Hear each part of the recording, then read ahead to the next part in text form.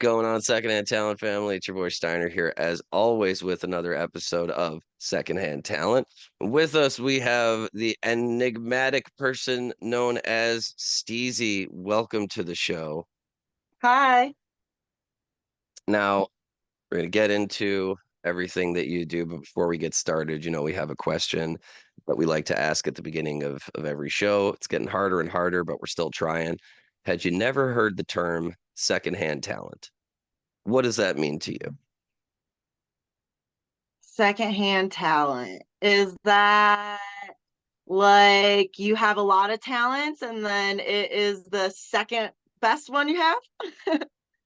Right on. So it's like you've got your playbook and you've got like your go-tos and that's your talent. And then you've got Mhm. like the things like I can also do X, Y, and Z, but maybe Plan not B. as yeah, plan B. There you go. Yeah, that's like the B squad, right? It's not the A team, it's not the people you're putting in right away, but hey, if you need to plug some holes. Hey, I've used Plan B and that shit it works. Post plugging holes, we got a fucking plan.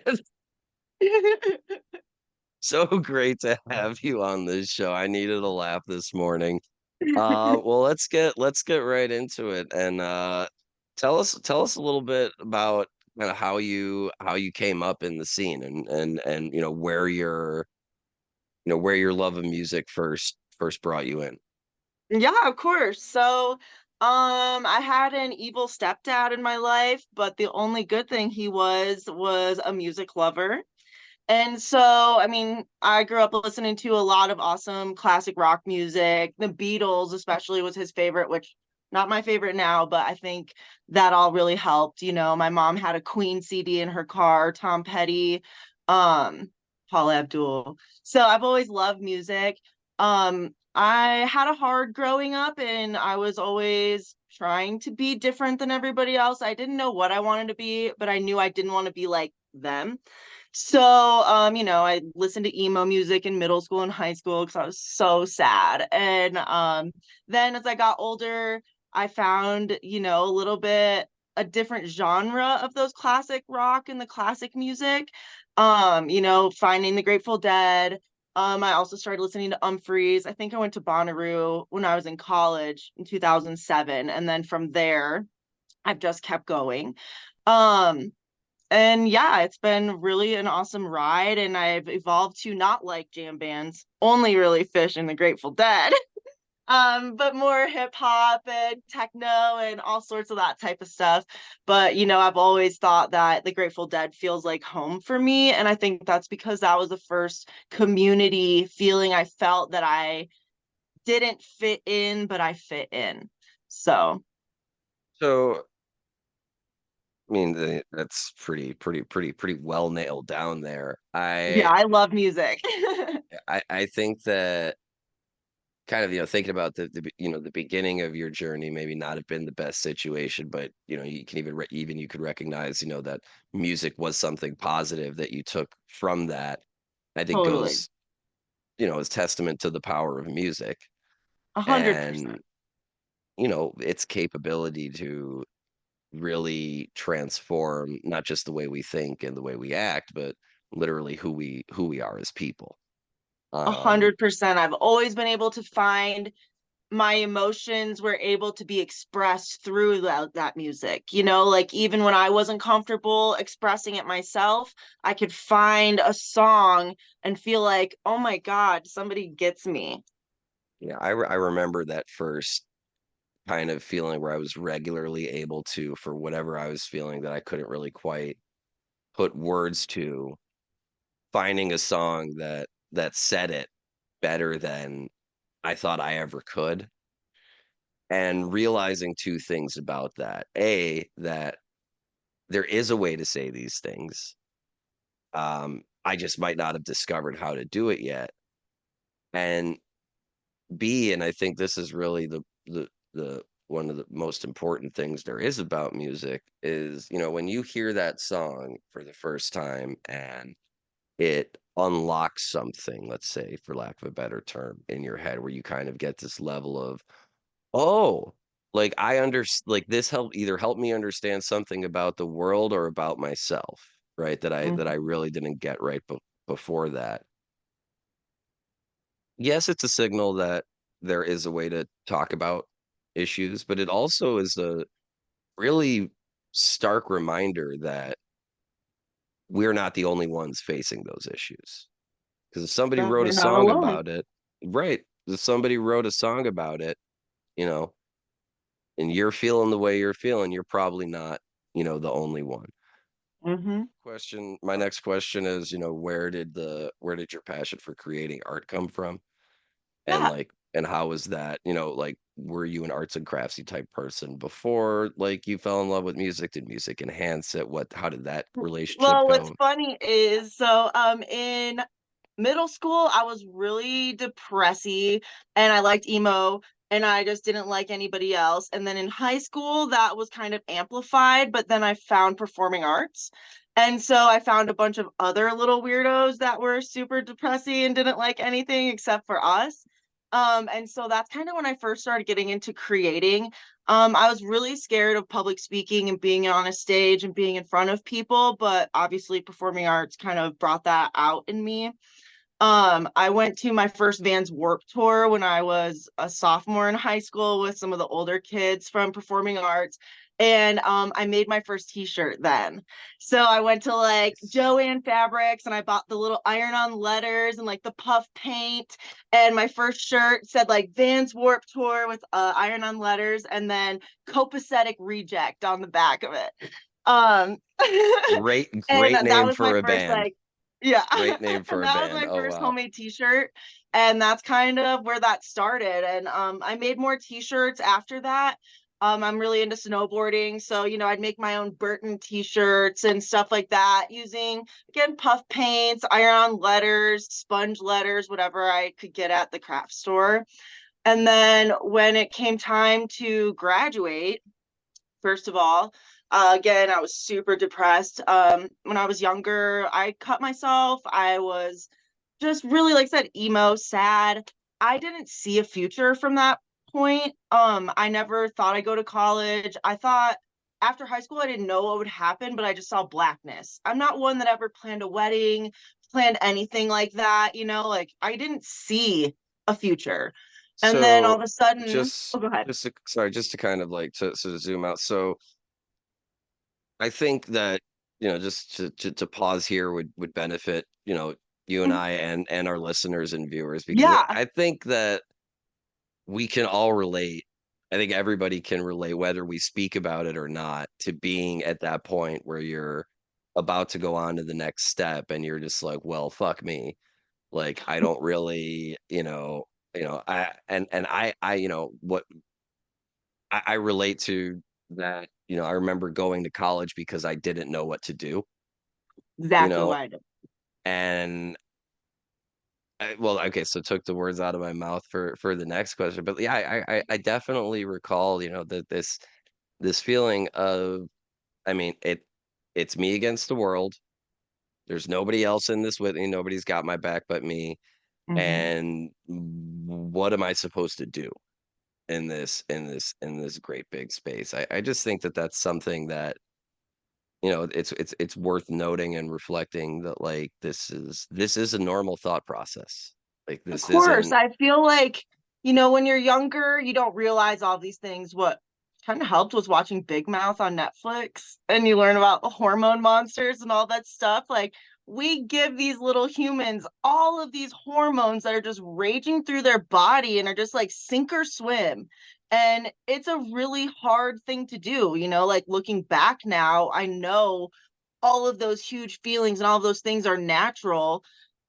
Most people feel them, but for me, I felt like I am a freak. Like everybody else has plans, everybody else sees all these things they have their kids names picked out, and I just didn't know what. Like I said, I literally saw blackness when I thought about the future. And then the blackness, like graduating high school, it came and I was like, okay, well, now what the fuck do I do? And so college was it. And that was mostly because I didn't know what to do. And my family pushed for that. Like my mom didn't go to college. So that she really wanted me to go. And I was like, okay. I applied to one school, I got into it. And then I had to pick what I wanted to do, which was hard because I didn't want to do anything. I didn't know what. So you go But I from being in this position of where, like, all you see is, like, as you called it, like, this blackness that's in front of you, and it's like, well, I don't know, and then somebody kind of steers you, "Okay, I'm gonna get pushed into, like, this direction, I'll be in this box," but now, it's almost, it's one of the great paradoxes of life where, the road always forks, and we never get to the luxury of resting at the fork in the road. We always totally have to make that same decision, and I'm curious to hear about as you made this decision, kind of be like, "Okay, well, college is kind of this next space that I'm in." What impact did that have on your artistic self, and on your creativity, and did not knowing what to do push you further into doing what you do now? definitely. So I kind of got lucky because I had to make a decision of what I wanted to major in so I could pick the appropriate classes. And the only thing that looked interesting to me was apparel merchandising and design. Most of that was because of the Vans Warp Tour t-shirt, snowboarding t-shirts I made. I've always loved style and fashion and expressing myself through what I'm wearing. So that felt natural to me. And so I kind of dove in there. And as much as I didn't know if I wanted to be in college, looking back more, Captain Hindsight, college is where I got to be who I am because I was from a really small town. I graduated with like 80 people. So going to a college where all of a sudden there's so many more different kinds of people. I was able to be myself more freely. I would, longboard to class in a tutu and like weird weird shit like that, like there's a picture of me in the paper skateboarding to class in a tutu. It's just like I got to express myself, and then with my major I got to express myself even more. My professors didn't care that I liked snowboarding and the alternative styles, that it wasn't like everybody else's. They loved that. So that's where it all kind of started growing. And when was the first, so you mentioned, those Warped Tour shirts, that you have this, in my estimation anyway, and this incredible knack for putting together things that don't make sense and making it into something awesome. Mhm. And I'm trying to, picture what those initial shirts look like, and I know you well enough to kind of have a good idea, but I'm curious if there was ever a moment where either if it was from a professor or a friend, colleague, wherever it may have been in those stages, who saw some of those pieces that you were making, and was there a kind of genesis point where somebody was like, "This is really fucking cool." Is there anything you could point to like that, or was this more so just something that you evolved with and was just like, "I'm gonna do me"? I think it's just kind of evolved, and over time, I've gotten really great compliments where people are like the tutu era of me. It was like, you know, um, oh, that looks awesome. I could never do that, but you do that Yeah. really well. And I think that's always just because I wear it from my soul. Like I said, it's all about expression. And it's like, I'm not wearing something and being like, oh, is this okay? It's like, this is how I feel today. Take it or leave it, and people can appreciate that. And I think in my exploration of style and what I like, I've also along the way been able to give other people a level of comfort to maybe explore their own sense of style. I think when you and I had first started coming or to meet each other, Blast to Blast era, I Shout wore out blue Colleen. lipstick. Yeah, bot group. I wore blue lipstick to all the fish shows, and that was after Mike Gordon wore his blue lipstick at Dick's, I think it was. But I wore blue lipstick all the time, and people kind of always knew me for wearing blue lipstick, and they'd be like, "Oh my God, I couldn't do that," but like I just like it. Now I have blue, purple, green. I usually wear purple on Fridays to work, and all my friends at work are like, "Oh, it's Friday." Right, So right, right. again, by like allowing myself the space to express myself, I feel like I've really helped other people accept people for doing that because I'm still myself, and they're like, okay, well, you're the blue weirdo who wears a blue lipstick and you're cool, so I guess you're not that weird. And in other stances it's like I wear fun lipstick, and then all of a sudden one of my girlfriends will show up wearing fun lipstick and she's like, is this okay? I'm like, that is awesome. Right. It's like creating space. Because if I had to, think of terms that I would use to describe you, uncompromising sense of self is up there on that list. I mean, you're one of those people who, like you mentioned, we met through art, through the Blast to Blast group, which is fitting. I think that that's, the way that meetings between people like ourselves, that's kind of one of the one of the benefits that comes down the line of that quirkiness and not fitting in is, ultimately finding that group and finding those people who get it, at that level. And to your point about, people watching you move and being like, "Oh, I could never," but like, but I like, I love seeing that on you. When I hear that, I get to hear it through the lens of today looking back. And I to me that makes sense. Like I would, I see it, I'm like, yeah, that this is how it should play out according. People should come up to this person and be like, "Oh, that's fucking wild." Like what it says to me is two things. It says to me, one, that, despite, whatever shaky ground, you say you may have been on, at that particular time, you did have this established kind of foundation of like, this is who I am, whether other people like it or not. But I'm also hearing, and correct me if I'm wrong, that there's this kind of growing understanding that it doesn't matter what people recognize me for. If Mhm. I'm being seen in a way that is the result of a creative thing that I did, then it doesn't matter if the person's like, purple's my favorite color, or I could never wear purple lipstick. It's just kind of that it brings, I mean, that must have been a validating feeling to Yeah, it's be strange because noticed. I don't see myself as somebody who is confident in general, like of course we all have crazy insecurities, and it might be for things that you love about me that I'm super insecure about, that's kind of how it goes. Just because you think somebody's perfect or this or that, that's everyone has some sort of an insecurity. But it's really come to me like, or at least from my personal journey, it's like harder to pretend to be something else than to risk just going out being myself, Mm, I'll say I've left one of I left the highest paying job that I ever had because the boss told me that I had to dress more feminine. They told me I had to look different. And it scared me. Like I can play a role. Like I said, I was in performing arts, but like at a job where you're at for most of your life, I can't pretend I'm not who I am. Like, am I supposed to put all of this hair into a nun hat or something? Like that's right. not who I am. And I think being myself has proven to be the most important thing to me. Like in my moral compass, I can't fake it. This is who I am. And I really couldn't imagine a world where you're anybody else but you. I mean, that's, Thanks.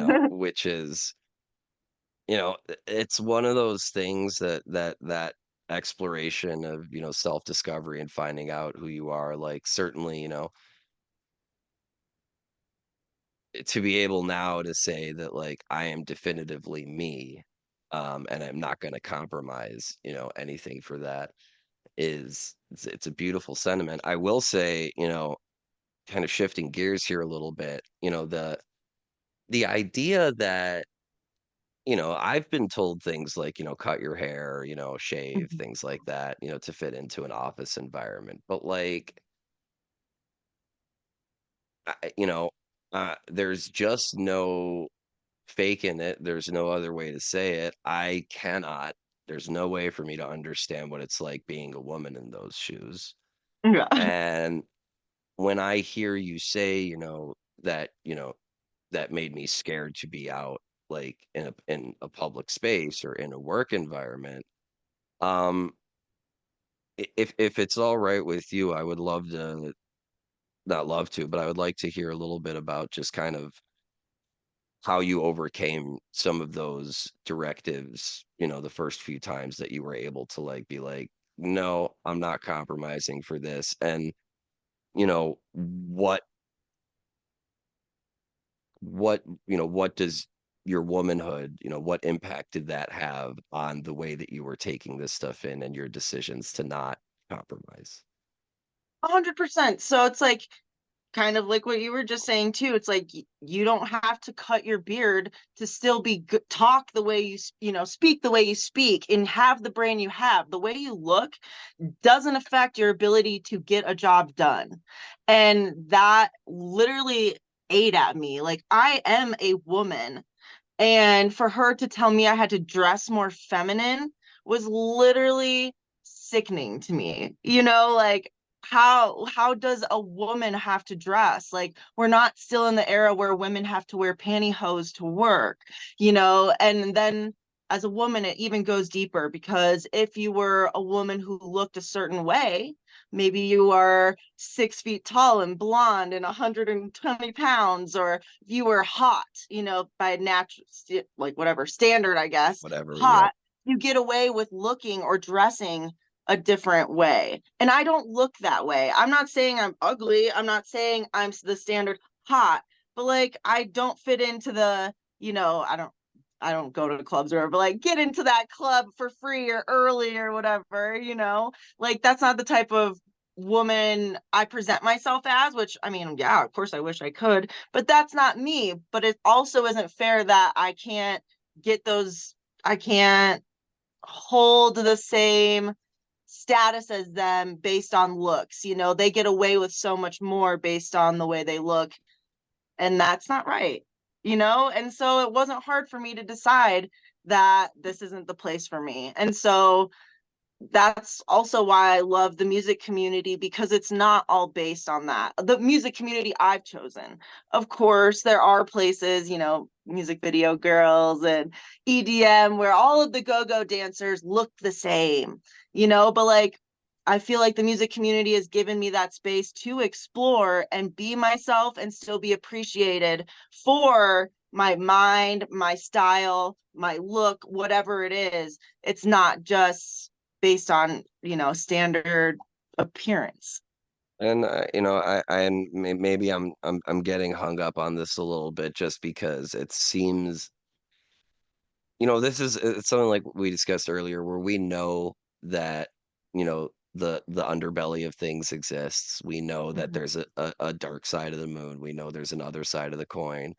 Um, I I'm just having a little bit of trouble wrapping my head around the idea of, like, how I would feel if somebody said that I needed to dress in a more masculine fashion at Totally. work, and I'm sure that in my life that has been done, and it has just been coded differently, like Hmm.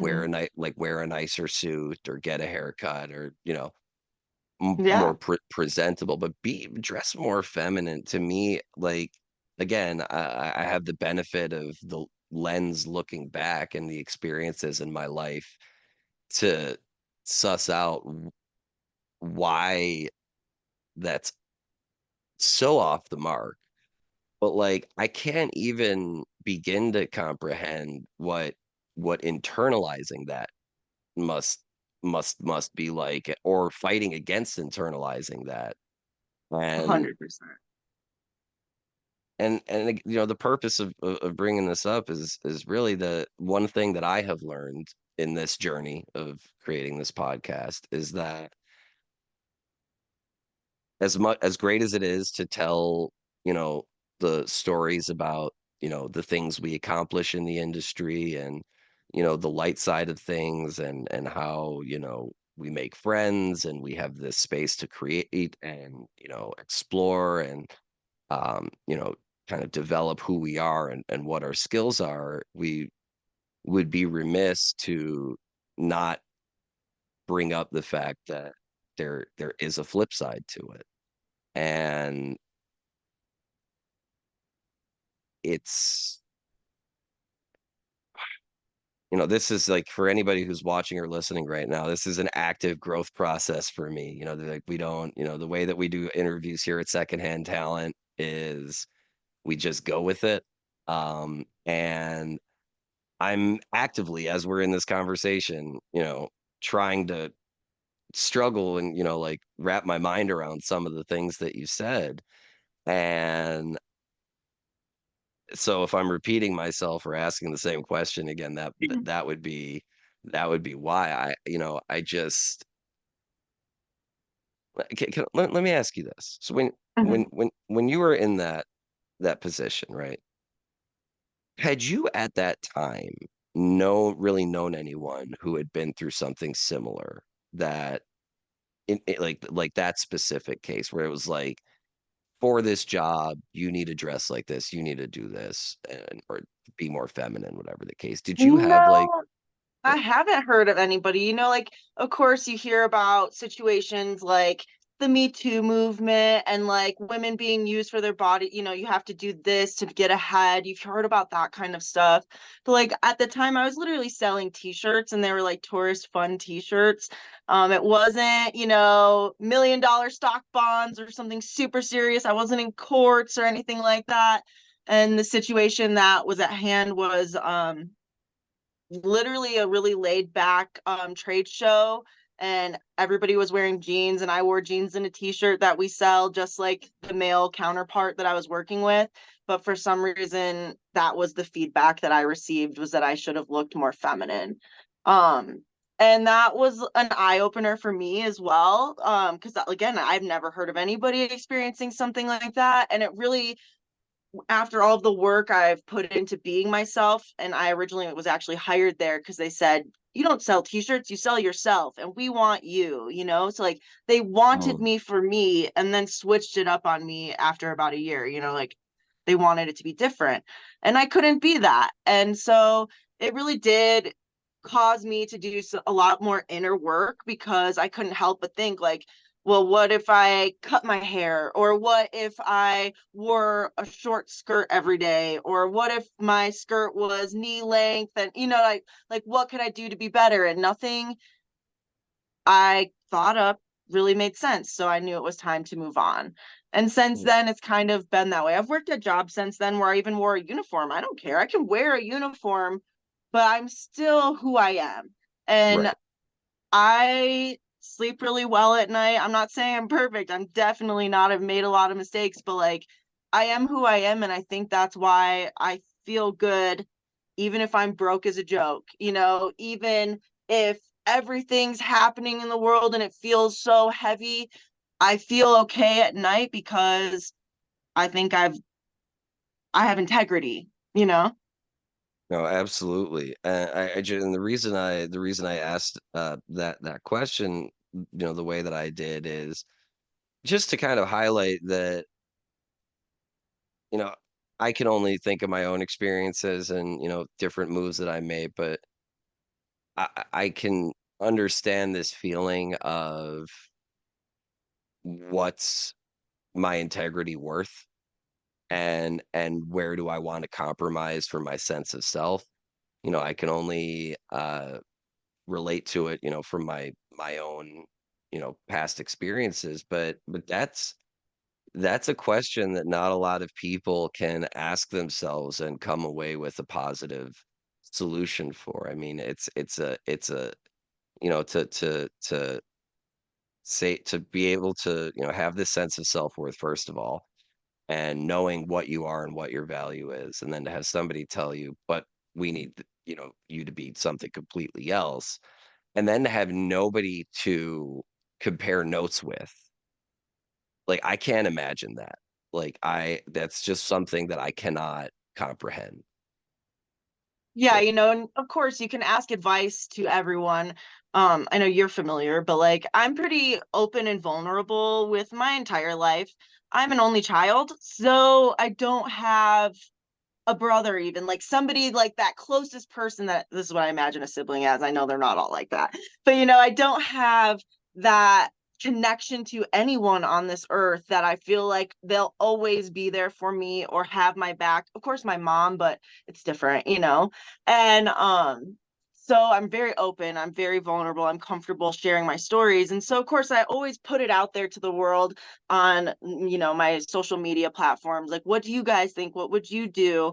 And I really appreciate that I have a really nice community of friends and family, chosen family people that always give me input, and I like to take that into consideration and then make my decisions. And this might be a good place to bring up that my main focus for since pretty much I got out of college has been my little side business, which wasn't a side business. It's kind of like a mantra, and that's like elevated presence. And this is how I have gotten through a lot of these moments, is thinking about who I am in this moment and what I'm bringing to the situation.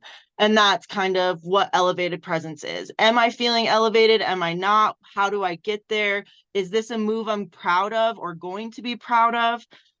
Self-awareness and personal development is really important to me as a person. And all of these things along the way have help guide me and grow me into the person that I am. And I'm really grateful that I'm able to have that type of a perspective, because I find out through speaking with the people I speak with that not everyone, like you just said, gives themselves a chance to look at themselves of where they're at, who they want to be, or are they just falling in line with what is expected of them. Yeah, and to go from being in a space where you're in this situation and not having a sounding board to then becoming the sounding board, I think that's, just a testament, again, going back to your integrity and, steadfastness in that, to be able to have gone through those experiences and to bring them up, in, your rather wide social media network, and to be able to talk about these things frankly, openly, and honestly, without any, fear for your, you know, how does this represent who I am? Because you already know at this point what I'm gonna say or what I'm gonna ask represents what I want to put out there. But then utilizing that experience and that space to then provide a space for other people to be able to open up about their own issues that they may have related, I think is an incredibly powerful and admirable, frankly, thing to do. It's tough. Life is tough, right? And So there's yeah, right. yeah. And we're always gonna have, experiences that knock us down, but to not just get back up, but to be able to say, I'm gonna use my knowledge and my experience to open up, the eyes of the world to seeing, what life is like, for us in this industry on a day-to-day basis is,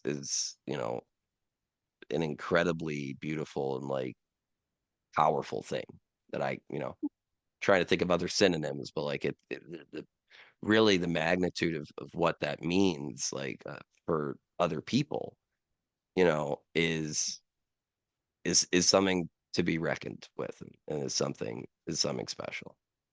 As an adult, I feel like I've been yearning for community. Like I said, only child, like community is something that's so important to me. And that's why and music has been so important, because it offers that community. And of course, the community that music and that all of us who participate creates is really huge, and is a very wide range. But within the ginormous music community, there's these microcosms, and there's something for everyone within it. And what's really cool is to see people create space within the community that people feel comfortable and can feel good to express themselves.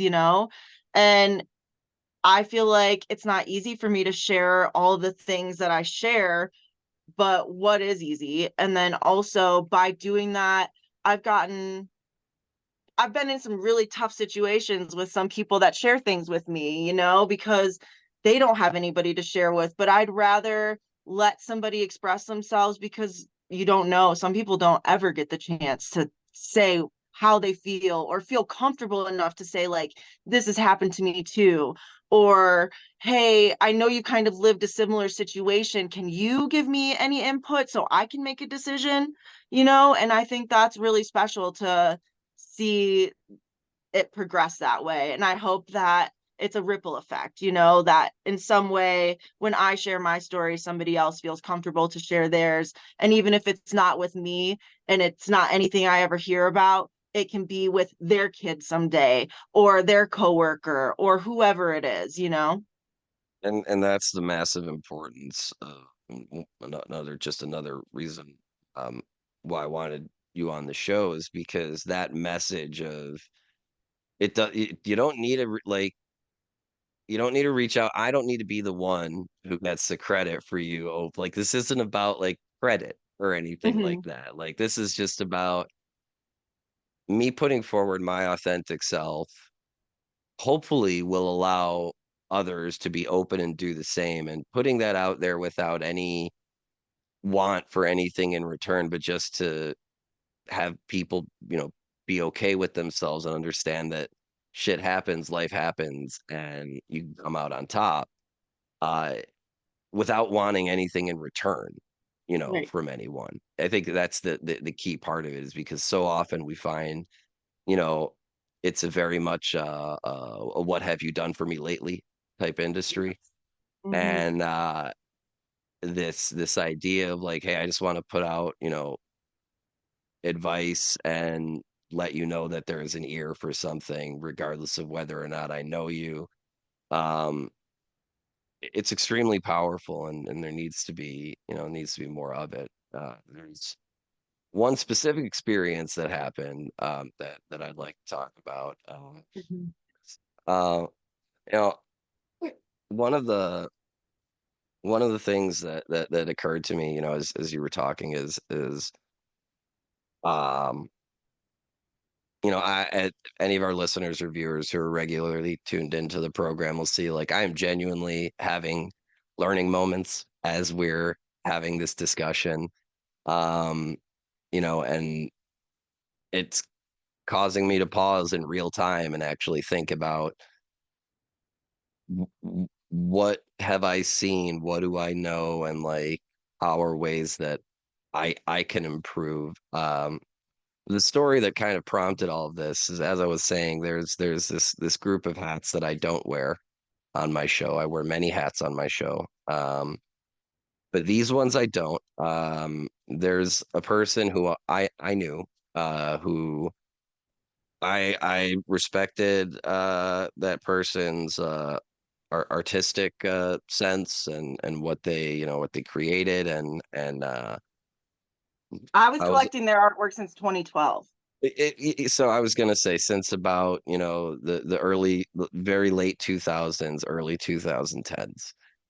Um, and at some point along the line, something happened with this person, and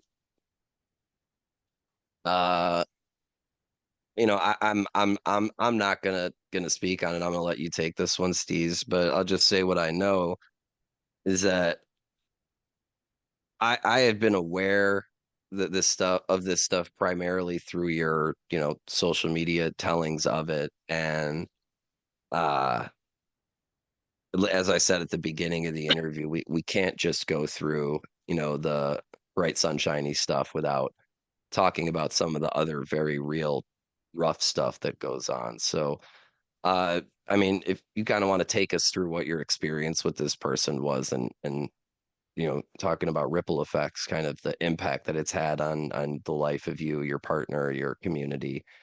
Um, Yeah, yeah. of course. So, we kind of touched out throughout the interview, like where my love of music started, and where I started showing up in the scene. And like I said, 2007, I think I went to my first Bonnaroo. I'd been to Vans Warped tours and things like that, but After that, I started going to shows more frequently, you know, not just festivals, but shows around Michigan is where I'm from.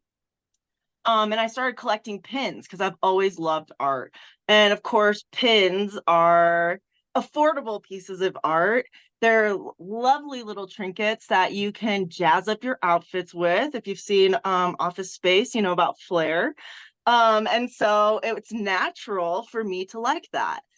And so I actually got into pinning, especially during a really bad breakup. And through that, I started getting really into collecting, and I grown a lot of beautiful friends in the community, friendships in the community through that. This is one of them. And through that, I do have quite a few friends on social media, and I'm in tons of different groups, and I'm not any kind of celebrity, but you know, I do have a lot of friends, we'll say. And one time I was using the internet like I always do, and somebody had asked a question and asked if a certain company was offering a giveaway if they ever come through with them. And from my personal experience through friends through the pinning community and even someone from my hometown, I knew that this person had not followed through with quite a few things. And I shared that expression with my friend on a public Facebook page. From there, my whole world kind of started to crumble. Um, it was a weird thing. I'm not a troll by any means. I swear you can go check out CZ Jane online. I'm not out there talking shit. I'm not out there trying to start fights. I'm generally just there usually to talk about art or community. You know, I have a group, Elevated Presence. I'm just around, you know. Well, after that quick interaction online, um, it wasn't a big deal. It was weird. I told this person, or I said that this business was a scammy business. And from there, the business owner reached out and it kind of crumbled. They like told me I shouldn't have collected their stuff. They didn't want a fat loser like me collecting their art, all sorts of weird things that I did not expect at all. I went to bed that night really shook up just because I don't have internet fights. And it was just a weird coincidence like happening. And I woke up the next day, I went to go to work, and as I drove away from my parking spot, I realized all four of my tires were flat. So I jumped out of my car, I looked around, and all four of my tires were actually stabbed. um so it was really a weird feeling because suddenly I thought, as the person I am, I'm like, again, I'm not perfect by any means. I have made plenty of mistakes in my life, but I don't generally see myself as one who has any enemies. Um, I guess I did have one. I live in an okay neighborhood, you know, it's not the best neighborhood. There's some crazy stuff that happens, but everyone looks out for each other. And I didn't think it was anything from that. And um from there it just kind of devolved because I went to go get my partner's car and all of his tires were flat too.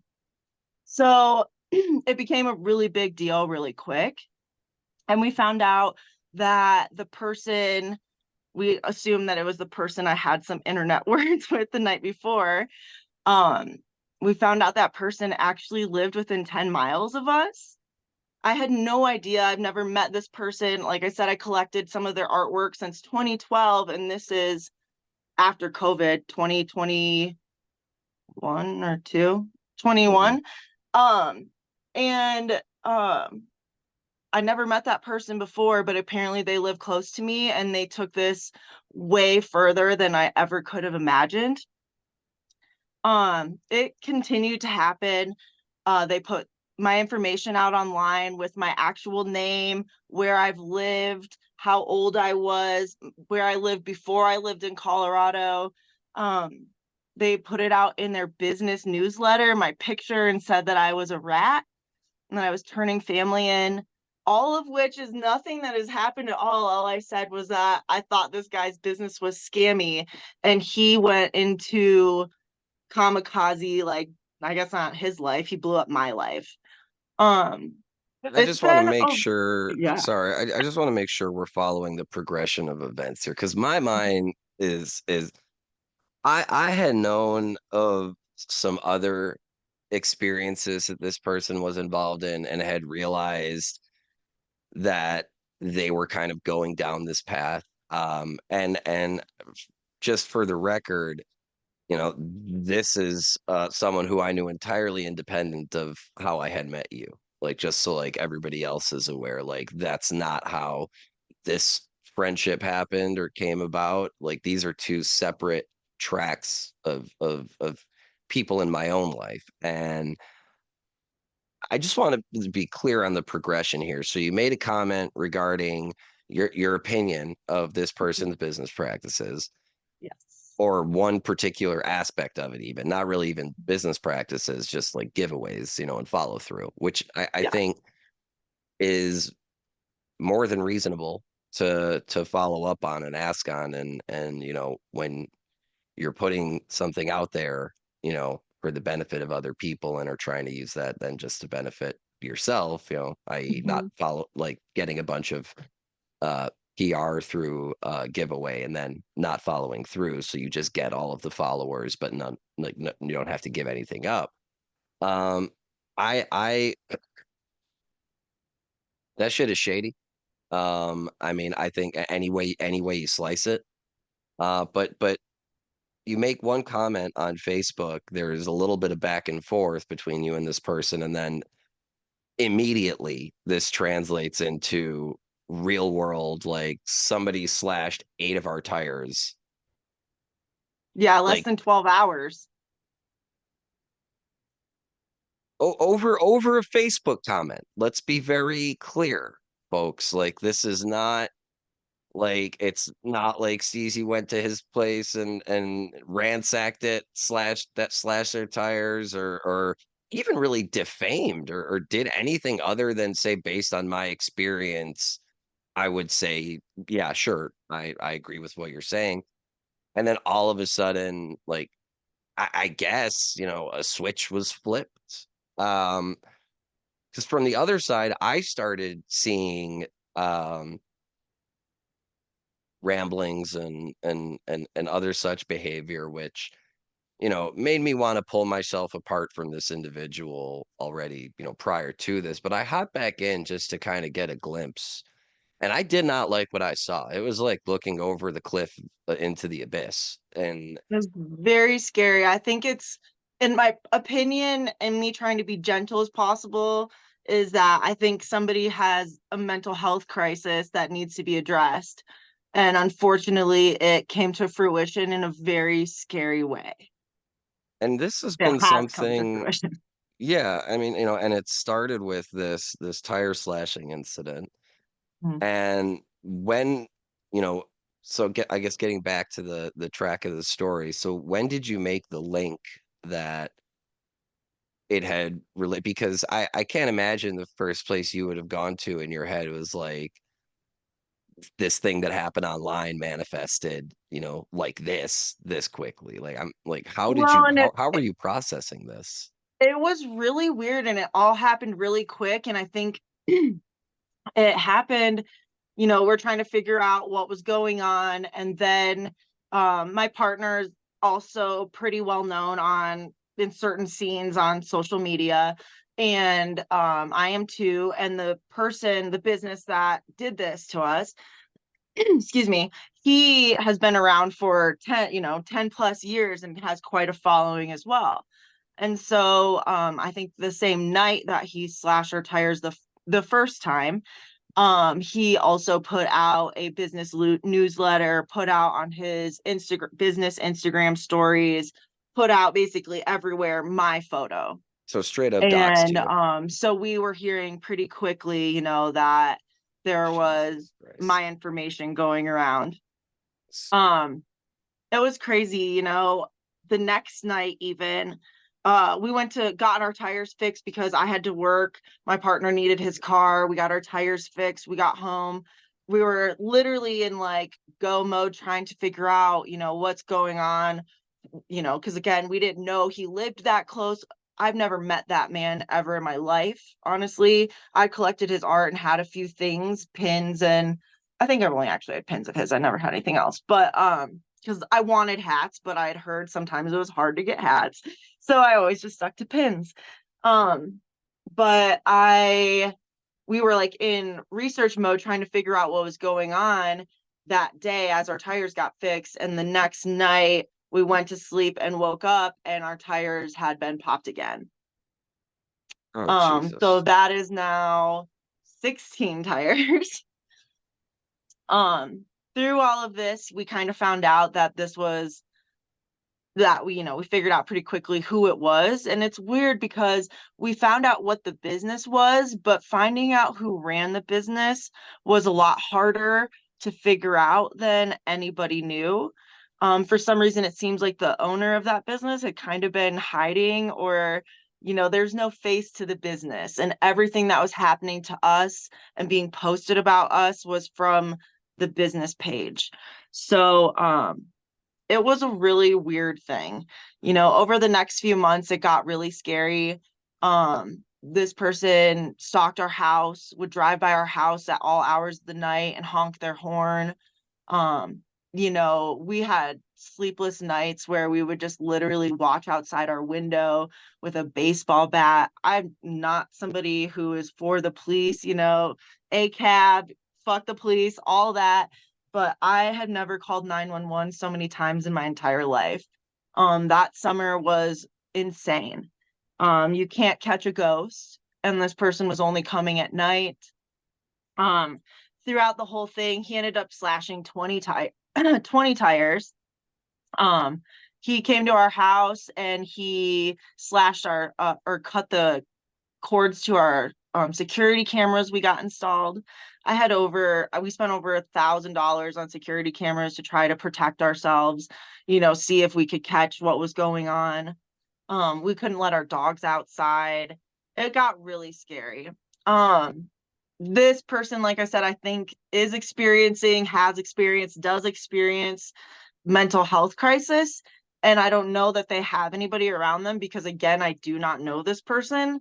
But it went as far as, once the police did get involved, more seriously, this person even ended up emailing the police and the FBI that the investigator that was working with us was a hired gun for myself and my partner. It got really crazy. What? Yeah, I got a call one And day from our investigator and they're like, listen, I just got to ask, like, did you tell him this or this? Like, because we're getting emails that are insinuating or are accusing me of being a hired gun for you guys. Which of course is not true. It's like a fucking crazy ass movie story. um, and yeah, it was literally the most horrifying summer of my life. I've lived through a lot of trauma and still can be okay. And, this has been one of the hardest things that I've ever experienced, trying to heal from. Uh, I it was really recall, scary because he lived yeah. close. There was a traffic light at the end of our neighborhood. And once the investigator got the information, he said, every time you guys thought he was there and so much more. So, like, we thought he was in the drain ditch behind our house before, and it turns you into um a different person when you're experiencing something like this. I learned that the police can't do anything. I learned that they aren't able to do anything until a certain point.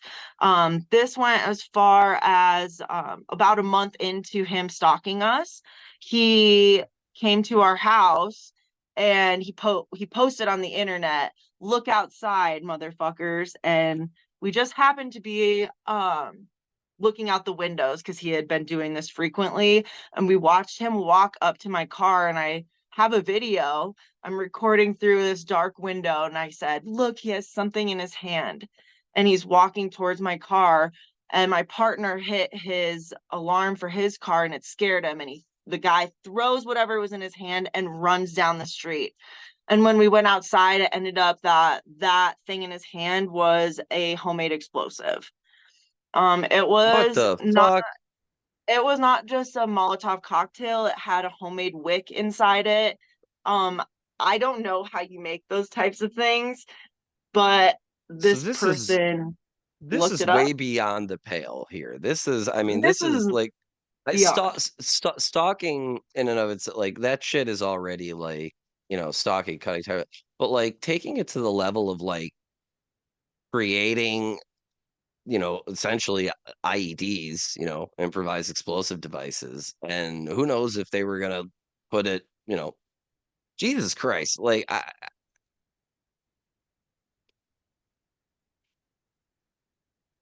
and this isn't the first time I've heard these details. It still shakes me to my core because you did nothing other than be yourself. And 100%, which I am 175% still an advocate of, live your truth. but the You don't get idea, to decide how somebody perceives you.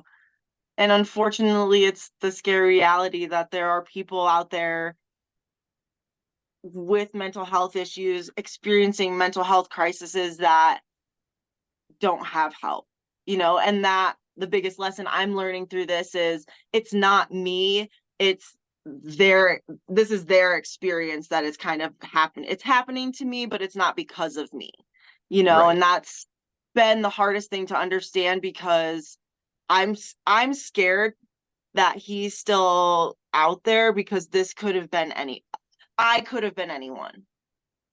And I think that's the real, I think point that I want to land on here is that is the both the I think to me anyway, the truest and the scariest part about this is that it was not about you as a person, right? It was you, I mean, almost in a wrong place, wrong time situation, coupled with, your presence on your elevated presence on Mhm. social media, and you do cast a rather wide shadow in the sense of, the amount of people who are following your social media, specifically on Facebook, but as well as, over the last couple of years, how open you've been about, these things that have transpired, and even I wasn't aware, I guess, of some of the depth of some of these things. And now hearing all of that, and I'm reflecting on something that you told me prior to us setting up this interview. With all this knowledge now that I have, um, something that you said to me is really standing out in bold relief, and I believe the way you put it, and I'm paraphrasing, and let me know if I'm off the mark here, but you said something to me, something to the effect of, as you began to share what is going on with you, and what this person was doing and how this was manifesting in real life, and as people, I mean, when you get doxxed, people like that has a big, like, like you said, people were reaching out to you and letting you know, hey, just so you know, like, this is going further than you think it is. One of the things you said was that struck me and kind of really shook me was the number of women that had reached out to you, um, in the scene, or out, that have said, "Hey, I've experienced something, if not analogous, at least, similar in intensity and in its terrifying capacity that has occurred to me." That and sadly feel like I knew that to be true before you said it, but hearing it made me think 2 things. One, I it makes me all the more impressed that you decided to be public with this and to let other people know what was going on, given the severity of the actions that were being taken. but also to, in that process, let other women know that A, you're not the only one that something may, have happened to you, and B, it's okay to talk about it, and C, there are people who can relate to it more than you know. And I had the utmost amount of respect for you, Shirley, for sharing the details of this, and as it had unfolded, and to hear that, as you put it, how many women had reached out to you with similar similar stories. It really has been it really has been making me reflect on my experience in the industry, because I it's so weird how these timelines. I have known this person since about 2010. Hmm. I have their first hat that they ever Hmm. designed, like from way back in the day. And this is somebody who I was friendly with and then completely cut out of my life around 2015, because I had already started seeing, where that road was leading. It is a person that I just disassociated myself from. I'm now learning, as I grow in this journey of secondhand talent and talking about, the industry and the different facets, different roles that we all occupy and fill, that it's not enough for me to be aware of it. Uh, it's something that, you know, if I have a platform to discuss what this industry is really like, and what it's like being just a creative asset within the industry, not even necessarily, somebody, let's say a photographer who's trying to work her way up the ranks, or a female LD, or front of house person, the the additional barriers that exist for entry and for maintaining in the scene for women, as opposed to men. I'm not gonna be able to process this conversation entirely and what's happening right now, but it's so interesting for me to think that somebody who I had seen these warning signs from, then, which was coincidentally around the time we became friends. Um, and then that person kind of, re-entering in this fashion. What has it meant to you to hear these stories from other women who come up to you and say, "Hey, like, this has given me the courage to confront this issue that had Yeah, happened." Like, I think it just feels good to hear. I've heard from other women who have had stalkers and situations like that, and it makes me feel sad to think about the status of our mental health systems within all communities. Like communication, expressing yourself, feeling okay in your skin, I think is a really important part of life. And how many people bottle things up and it comes out in really scary ways eventually is worrisome. And my hope is that maybe as a community, we can learn to talk about these things more and look out for each other. I don't know if that person had friends. I think isolation was a big part of their life, which is weird because in turn, I've been very isolated since that has happened to me. For months I stayed at home. We didn't want to leave our dogs at home in fear of something happening to our house. He changed my life completely. But as it's been a little bit over a year now, I'm starting to come out of this like darkness. I really just think it's like you need to check in on your friends, like make sure that if you see somebody struggling, speak to them. I wish this person would have had a friend, somebody to just be like, dude, are you okay? Like, this isn't normal. And like, it's sad to me to think how many people are so uncomfortable with themselves that they can't share their feelings with their friends. And that could be anything from scary feelings like that guy has to just being like, listen, I am sad today. There's something eating away at me. Like, can we go out to lunch? Like, I just need to get this off my chest. I don't know.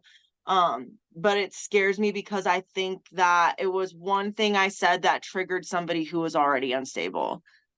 And um yeah, I'm just hoping that maybe me being open about it again will just keep people more aware that this happens and to look out for one another.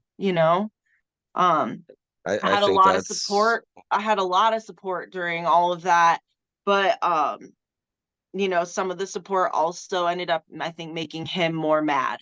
So yeah. it was scary, but also I needed that support. So I'm so grateful that I made the choice to be open about it. Like it is not easy. It's not easy to express yourself fully.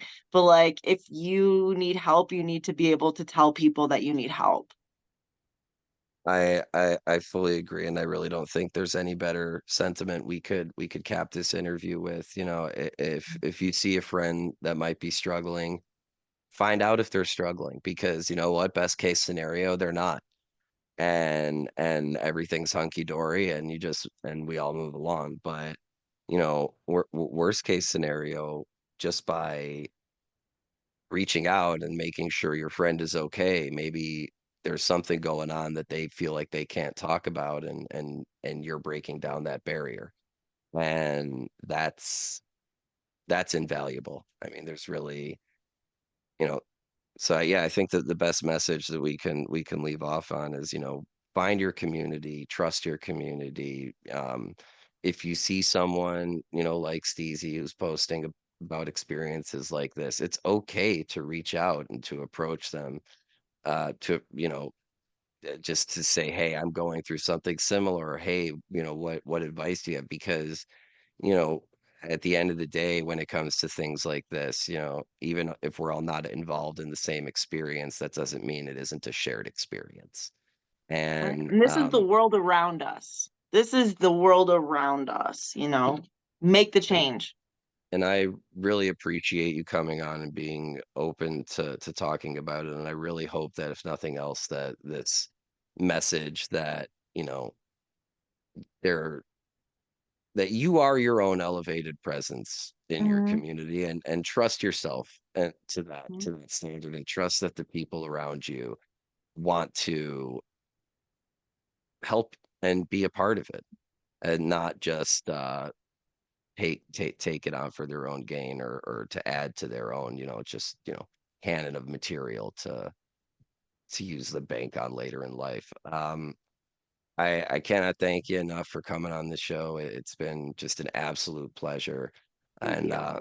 next time we come on, we're going to definitely talk about more of the nitty gritty art and design stuff. But I felt that this is just a really important story to get out there. And I, again, cannot thank you enough for coming on and talking about it. Yeah, of course. Thank you for offering the opportunity to let me share. And I hope that if anybody, I hope somebody gets something out of this, like be you no matter what, like I am not scared to continue to be myself, even through the things that have happened. When he tried to dim my light, I'm trying my best to keep it shining, like this is one small part of the world and we can offer so much more. So just keep going. Absolutely. Absolutely. For Secondhand Talent, this is Steiner. Join us next Wednesday for another episode. Bye. And that's a podcast.